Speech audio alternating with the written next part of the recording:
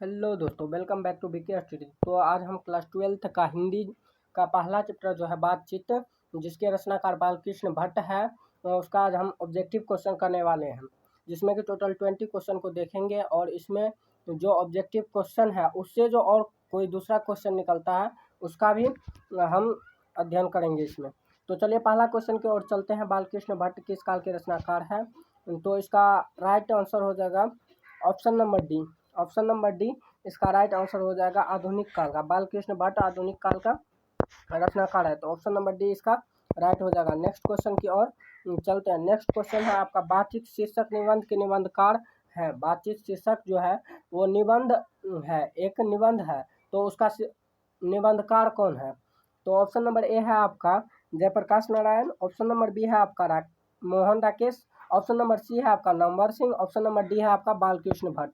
तो इसका right answer हो जाएगा option number D Balkrishna Bhatt. Balkrishna Bhatt जो बातचीत पाठ का निबंधकार है। नेक्स्ट क्वेश्चन की ओर चलते हैं। नेक्स्ट क्वेश्चन है आपका, बातचीत के माध्यम से बालकृष्ण भट्ट क्या बतलाना चाहते हैं? बातचीत के माध्यम से बालकृष्ण भट्ट जो है क्या बतलाना चाहते हैं? तो ऑप्शन नंबर ए है आपका बातचीत की शैली। ऑप्शन नंबर बी है आपका भाषण की शैली। ऑप्शन नंबर सी है आपका संवाद की शैली। ऑप्शन नंबर डी है इनमें से कोई नहीं। तो इसका राइट आंसर हो जाएगा ऑप्शन नंबर ए बातचीत की शैली। बातचीत के माध्यम से बालकृष्ण भट्ट बातचीत की शैली बताते हैं, जो कि विस्तृत रूप में इसका अध्ययन किया गया है क्लास 12 का पहला चैप्टर जो है बातचीत चैप्टर में। तो इसका राइट आंसर हो जाएगा ऑप्शन नंबर ए बातचीत की शैली। बातचीत की शैली बताया गया है बालकृष्ण भट्ट के द्वारा।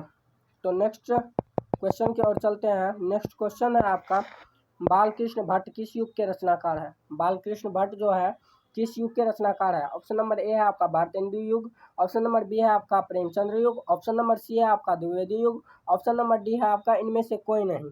तो इसका राइट आंसर हो जाएगा बालकृष्ण भट्ट जो थे भारतेंदु युग के महान कवि थे, जो कि बहुत सारे कविताएं एवं गद्य पद की रचना किए हैं।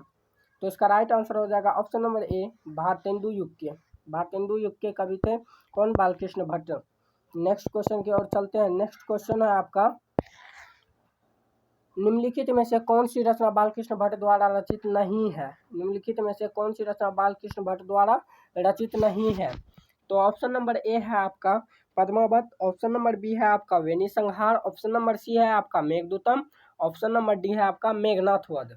तो इसमें राइट आंसर हो जाएगा, तो आपको बता देता हूँ कि ये पद्मावत जो है ये भी बालकृष्ण भट्ट द्वारा रचित है, और वेणी संहार भी बालकृष्ण भट्ट द्वारा रचित है। मेघदूतम नहीं है। मेघदूतम जो है इसका राइट आंसर हो जाएगा, और मेघनाथ वध भी बालकृष्ण भट्ट द्वारा रचित है। तो इसका राइट आंसर हो जाएगा option number C Meghdutam. Next question की ओर चलते हैं। नेक्स्ट क्वेश्चन है आपका, इनमें से कौन सा उपन्यास बालकृष्ण भट्ट द्वारा रचित है? उपन्यास बालकृष्ण भट्ट द्वारा रचित है।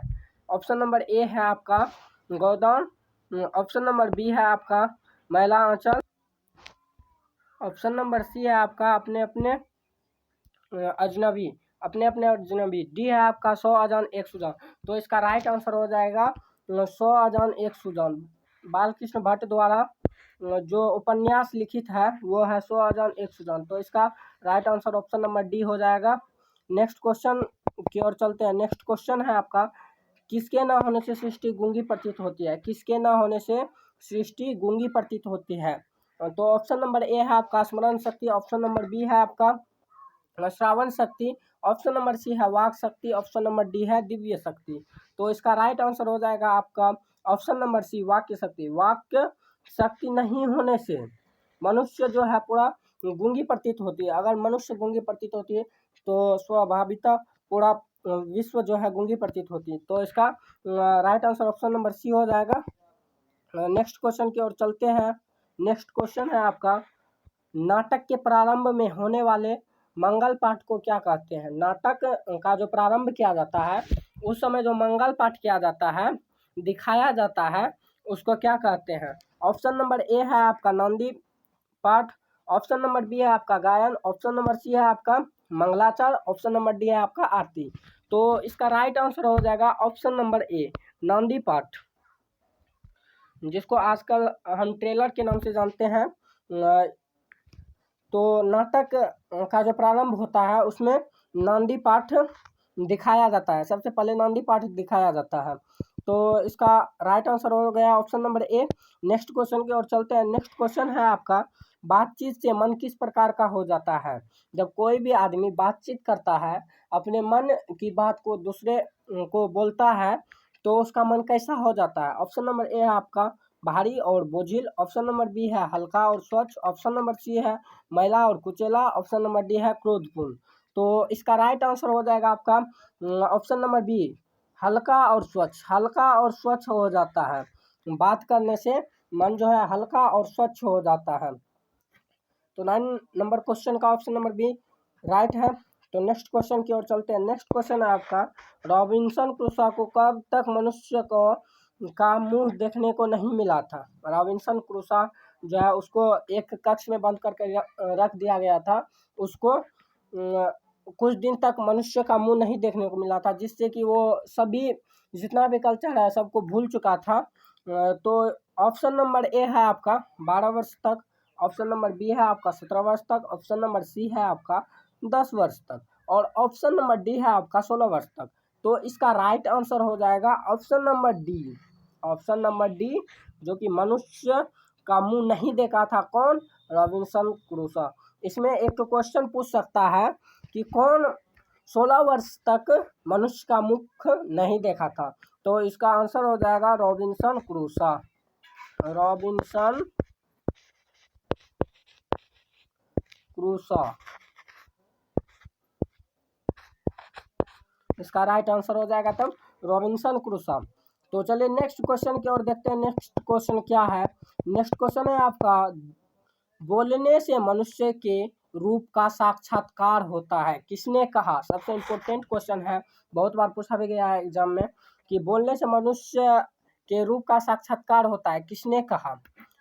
तो ऑप्शन नंबर ए है आपका Ben Johnson, option number B है आपका Mark Johnson, option number C है आपका Neil Johnson, option number D है इनमें से कोई नहीं।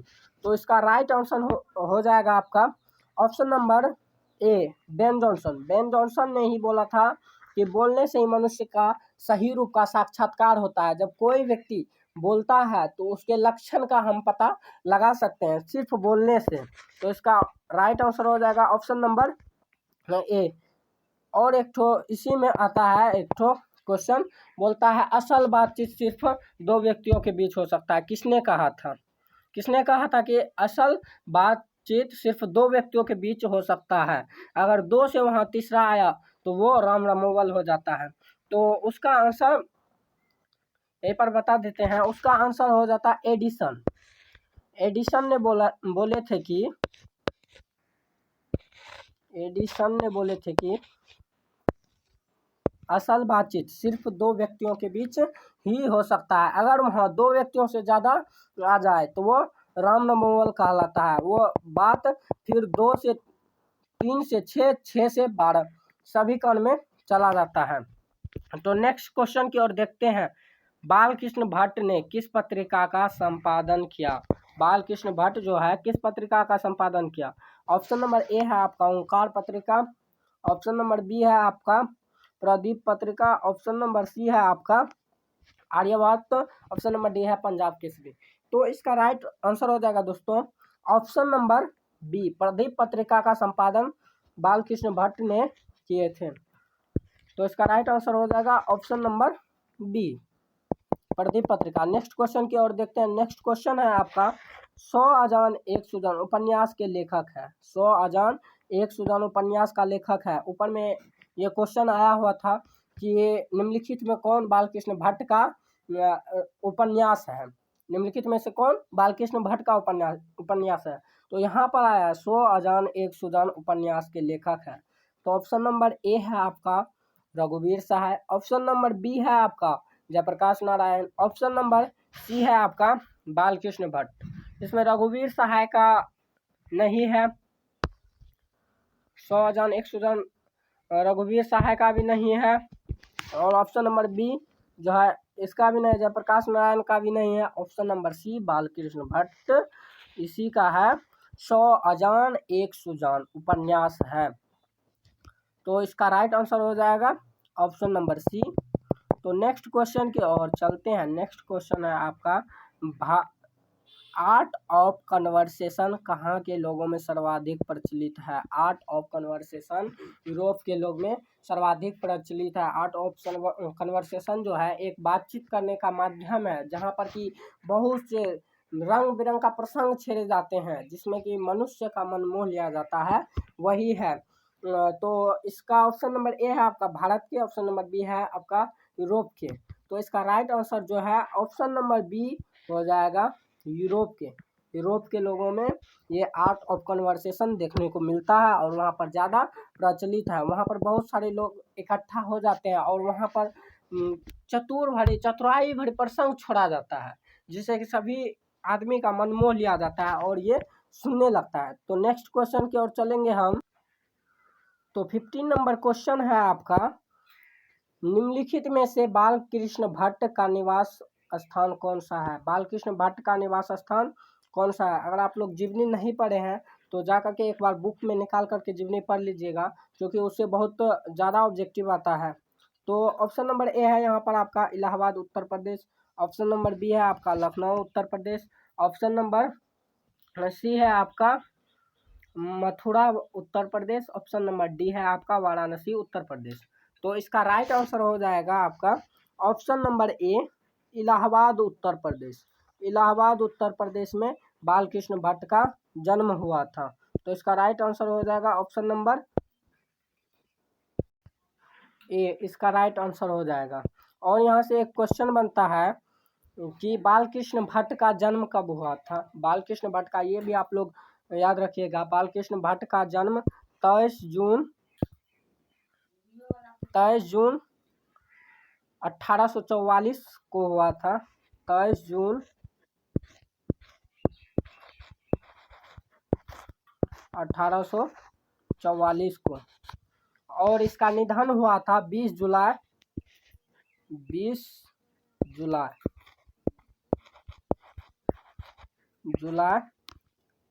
1914 को हुआ था इसका निधन। तो नेक्स्ट क्वेश्चन की ओर चलेंगे। नेक्स्ट क्वेश्चन 16 नंबर क्वेश्चन है आपका, बालकृष्ण भट्ट का जन्म कब हुआ था? आ गया वो क्वेश्चन, बालकृष्ण भट्ट का जन्म कब हुआ था? तो ऑप्शन नंबर ए है आपका 23 जून 1844, ऑप्शन नंबर बी है 24 जुलाई 1884, 23 जून 1884, और ऑप्शन नंबर बी है 24 जुलाई 1884, ऑप्शन नंबर सी है 7 जुलाई 1883, ऑप्शन नंबर डी है 12 सितंबर 1922।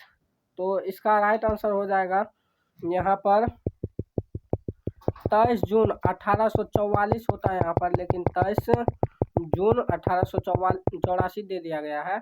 तो यहाँ पर 23 जून 1844 होगा, 1844। ऑप्शन नंबर ए इसका राइट आंसर हो जाएगा। नेक्स्ट है आपका, बालकृष्ण भट्ट के पिता का नाम क्या था?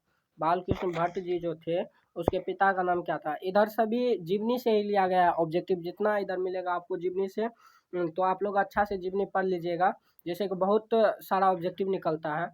तो है नेक्स्ट क्वेश्चन, बालकृष्ण भट्ट के पिताजी का क्या नाम था? तो ऑप्शन नंबर ए है आपका पंडित शिवराम, ऑप्शन नंबर बी है आपका Beni Prasad, option number C है आपका Atar Singh, option number D है आपका हरसु दयाल। तो ये पंडित शिवराम जो था उसने कहा था, जो लिखा था, ये उसके पिताजी का नाम था शायद। और बी है आपका बेनी प्रसाद। बेनी प्रसाद जो है बालकृष्ण भट्ट के पिताजी का नाम है। तो इसका राइट आंसर हो जाएगा आपका बी। और सी अतर सिंह, अगर आपने लहना सिंह वाला पढ़े होंगे तो उसमें लड़का का जो मामा होता है अतर सिंह, उसका नाम होता है, अतर सिंह उसका नाम होता है। तो नेक्स्ट क्वेश्चन की ओर चलेंगे हम। नेक्स्ट क्वेश्चन है आपका, कब बालकृष्ण भट्ट ने हिंदी प्रदीप नामक पत्रिका मासिक पत्र का पत्र निकालना प्रारंभ किया? कब बालकृष्ण भट्ट ने हिंदी प्रदीप नामक मासिक पत्र निकालना प्रारंभ किया? तो ऑप्शन नंबर ए है आपका 1881, ऑप्शन नंबर बी है आपका 1877, ऑप्शन नंबर सी है आपका 1889, ऑप्शन नंबर डी है 1890। तो इसका राइट आंसर हो जाएगा आपका ऑप्शन नंबर बी 1887। 1887 में जो है हिंदी प्रदीप नामक जो मासिक पत्र था उसका निकालना जो प्रारंभ किया था किसने? बालकृष्ण भट्ट ने। नेक्स्ट क्वेश्चन है आपका, निम्नलिखित में से कौन सा बालकृष्ण भट्ट की रचना नहीं है? निम्नलिखित में से कौन सा है बालकृष्ण भट्ट की रचना नहीं है? तो ऑप्शन नंबर ए है आपका रहस्य कथा, ऑप्शन नंबर बी है आपका बुद्धू का कांटा, ऑप्शन नंबर सी है हमारी घड़ी, ऑप्शन नंबर डी है इनमें से कोई नहीं। ऑप्शन नंबर ए है आपका रहस्य कथा, ऑप्शन नंबर बी है आपका बुद्धू का कांटा, ऑप्शन नंबर सी है आपका हमारी घड़ी, ऑप्शन नंबर डी इनमें से कोई नहीं। इसमें जो है ऑप्शन नंबर ए रहस्य कथा वो बालकृष्ण भट्ट द्वारा रचित एक उपन्यास है। क्या है? उपन्यास है।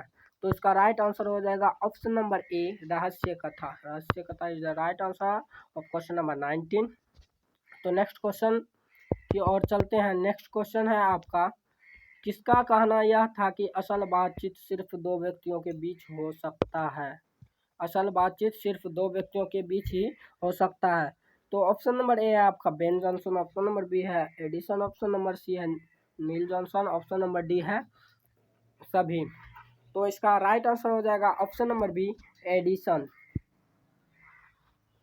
तो ये था आज का लेसन जिसमें कि टोटल 20 क्वेश्चन को देखें।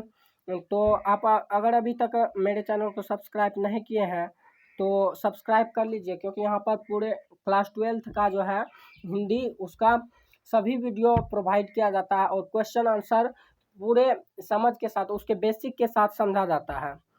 तो थैंक्स फॉर वाचिंग। तो मिलते हैं अगले वीडियो में।